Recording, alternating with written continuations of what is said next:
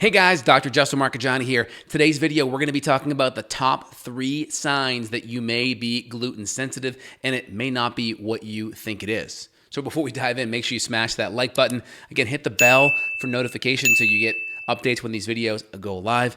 And also make sure you subscribe and put your comments down below. I will be commenting individually on some of the good comments. So love to see your responses down there. So gluten sensitivity, we see this all the time. So with gluten sensitivity versus celiac disease, celiac is an autoimmune condition that typically is going to attack the microvilli in the small intestine. You're going to have about an 80% reduction, usually a Marsh 2 to 3 score, which is how they classify that villus atrophy. And that's going to get you into that celiac camp. There may be some other antibodies of nervous system or enzyme degradation of that microvilli like transglutaminase or endomysial antibodies. And these may be signs or even kind of more subtle markers like gliadin antibodies. But when we see that kind of inflammation and degradation, then we're going to put you in that celiac camp. But we know that you can have issues with gluten and have it not be at that severe autoimmune level. And when there's gluten sensitivity, that's going to do a couple of things. It's going to activate these toll-like receptors, which are going to be like the centurion guard, if you will. And they're going to allow different things to come through. And so different things will come through based on those toll-like receptors. That starts to get the immune system upregulated. When you have those toll-like receptors upregulated, that's going to then activate zonulin. That's going to activate nuclear factor kappa beta. That can start to open up the tight junctions of that gut. So the first thing is going to be that toll-like receptor. And so when we look at gluten sensitivity, you can still have all that activation.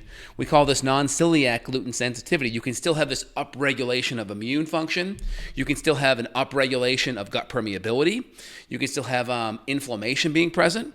And so we have this whole cascade happening over here. Now, a couple of subtle signs that you may be gluten sensitive. If you have a borderline elevated ALT or AST, so ALT is going to be your liver enzyme test. Above 30 could be a sign that you're gluten sensitive. It could be a sign that there's mild gut inflammation present. Now, you can also have non-alcoholic fatty liver too, like NASH, non-alcoholic steatotic hepatitis.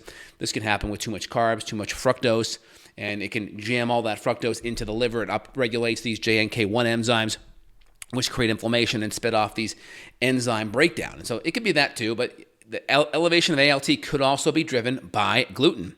We can have a mild elevation in sed rate, right? Sed rate above 20, erythrocyte sedimentary rate. It could be an HSCRP greater than 1 or 2. It's a sign that there's some subtle inflammation. I find gluten being one of the more common driving factors of subtle inflammation. Most people don't know, but you're 8 times more likely to have an extraintestinal symptom versus digestive issues. When people associate gluten, they're like, oh, bloating, gas, diarrhea, digestion issues, dyspepsia, right? Well, no. You're 8 times more likely with gluten sensitivity to have a brain fog or a fatigue issue or a mood issue or an energy issue. So you got to think, people think digestive issues when it comes to gluten, but you could be 8 times more likely. And so that's a real thing. And so you could have brain fog, you could be fatigued and thinking, well, how is it gluten? It can't be gluten, right? It's not a digestive issue, but it could be. So we have extraintestinal symptoms, especially after eating. And you'll see people that go to Europe commonly, they'll say, oh, I have no digestive issues. Well, it's because the digestive component of gluten that tends to cause the digestive issue is the FODMAP, is the fermentable oligodisaccharide mono and polyol. And those are much lower in the European type of grains, in the European wheat, if you will. And so when you come here, you have higher FODMAPs, people associate, well, yeah, I feel better digestively, yeah, but the inflammation that you're getting from gluten that's driving neurological breakdown and inflammation takes time to ramp up. And just because you don't have a digestive issue, you could still be having that upregulation of neurological antibodies that's damaging your cerebellum, your gangliosides, your myelin, right? There's other neurological tissues that you can have issues with and that can be breaking down. So we talk about the brain fog is a common one, right? Migraine headaches, common migraine issues is a big one because one of the major mechanisms seen on MRI with gluten sensitivity issues is this blood flow reduction to the frontal cortex, right? We have these garden hoses on the side of our neck called carotid arteries. They go up, they feed blood primarily to the brain, especially the frontal cortex. This is the neocortex that allows us to problem solve, to think about consequences to our actions, to be able to think deeper.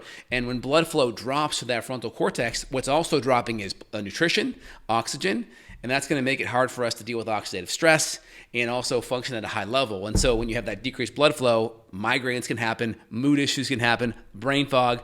And so migraine headaches is a big one. And then there's even some studies even looking at schizophrenia, which is crazy, right? Because people have labeled schizophrenia as like, that's when you're hearing voices, like that's a serious issue. We need to put you in a mental institution. Well, how about we just work on getting your diet better first? Let's start there. That's a simple, easier thing out of the gates.